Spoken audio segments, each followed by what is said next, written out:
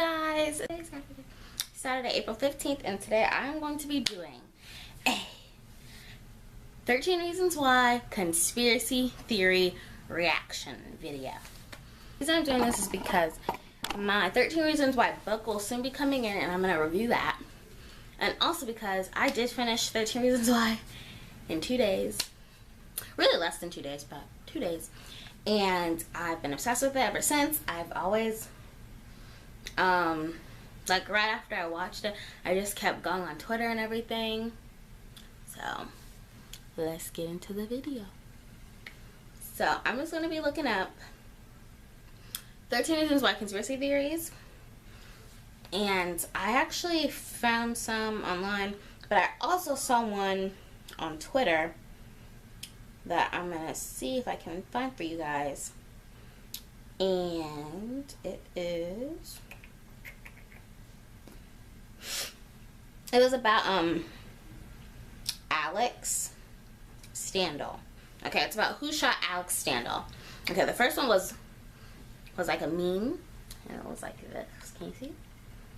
Is it gonna focus? I'm gonna read it to you. Wait, I was thinking. Remember what Hannah did before she killed herself? She cleaned her room. What was Alex doing before he shot himself?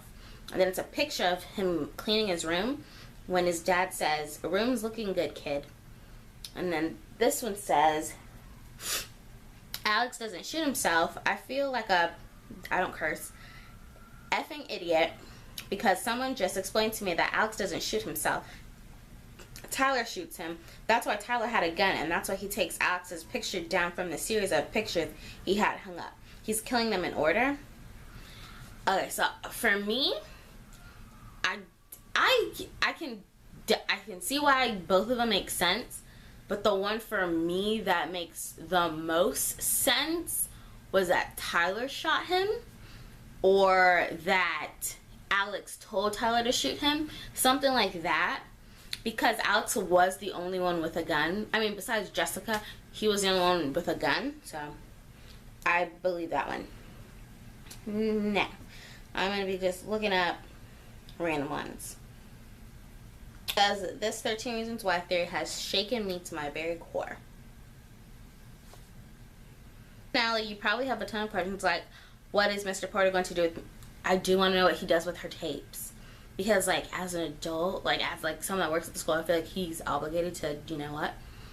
Will Bryce go to jail? Where did Justin and his vodka go? Honestly, I thought Justin was going to be the one to kill himself. Or kill Bryce or something like that. I don't think Bryce is going to go to jail. And let me tell you why.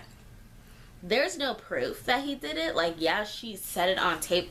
But, you know, like, girls are always accused of lying about rape, so... that's what I think. And there's all these other things.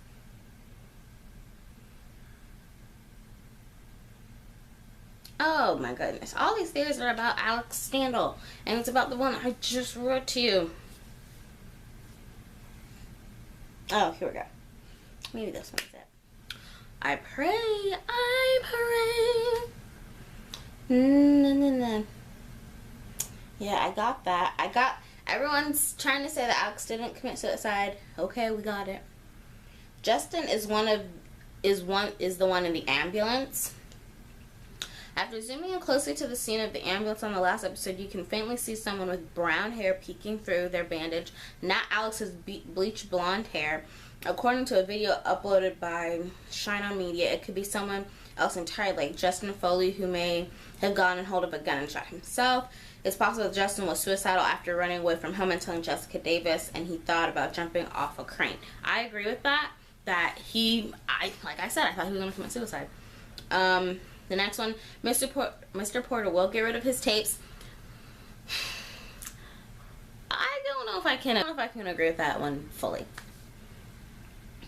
Clay has a conversation with Mr. Porter in which he reveals that he knows Hannah spoke with his office the day she died, which is true. After telling Mr. Porter Bryce was the one that sexually assaulted Hannah, he gives Porter the tapes and lets him decide if he will share them with the administration.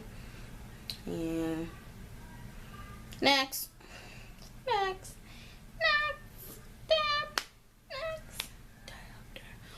that. That's my best con shirt. Hashtag represent.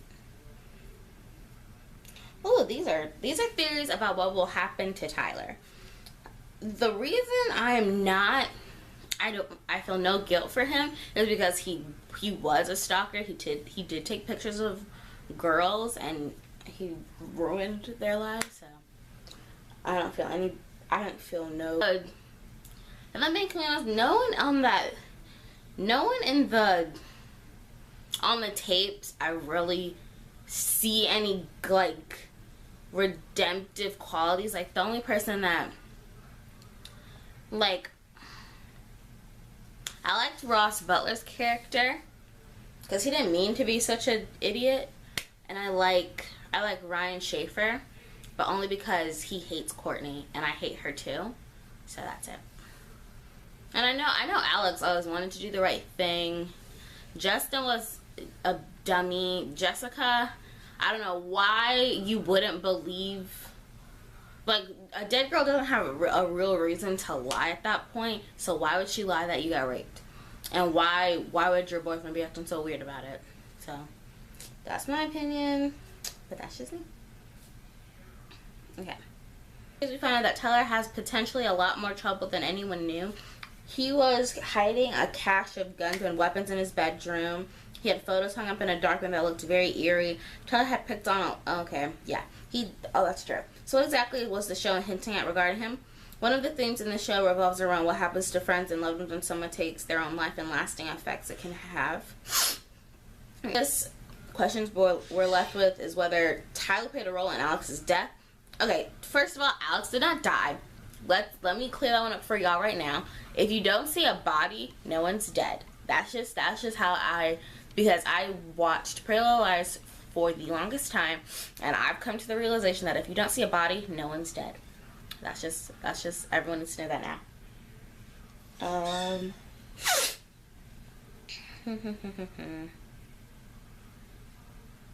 I see Bella.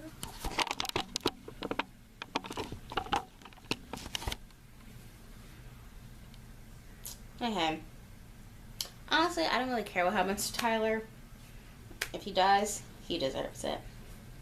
That's just my opinion. And that's not to say that just because you do something bad, you should kill yourself. It's just to say him as a character, there was no sense of remorse. I saw no sense of remorse with him, so I cannot feel bad for him.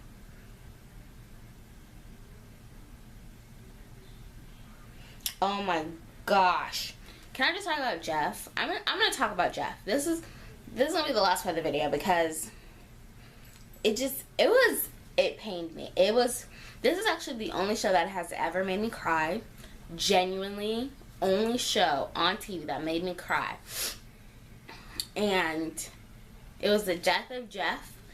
And the reason it made me cry was because I genuinely fell in love with the character of Jeff. He wasn't like every other jock in the world, and you've gotta love that kind of thing. He wasn't using Clay in like a way that a jock would use, like kind of a nerd.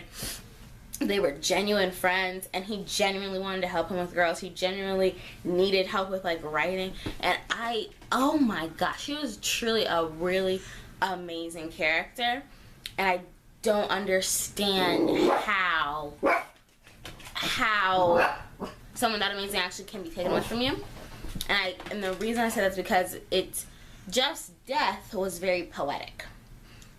If you're looking at it with like an open eye, it's poetic. The first time I saw it, I hated the writers, I hated everyone. I was like, how could you kill him off? And then you step back and you realize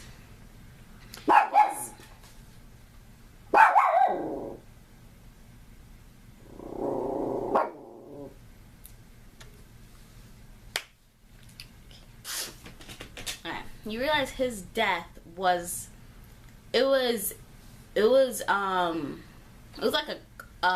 a message. It was to say to you, your actions, the littlest action you can do, can actually cost someone their life, and it could ruin like everyone else's life. And because of your actions, someone could die, and their reputation, it means nothing. Because, so Sherry, if you haven't watched the show, Sherry hits a stop sign, and that stop sign is the stop sign that Jeff was supposed to stop at.